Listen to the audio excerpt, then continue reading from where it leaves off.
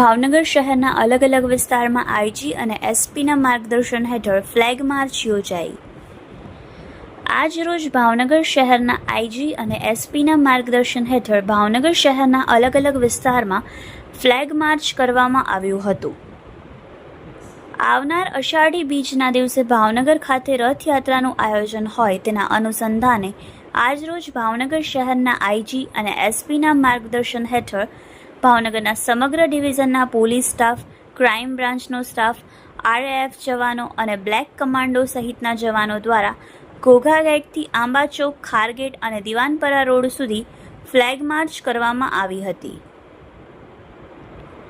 આ flag March કાયદો વ્યવસ્થા જળવાઈ રહે તે હેતુથી યોજવામાં આવી હતી।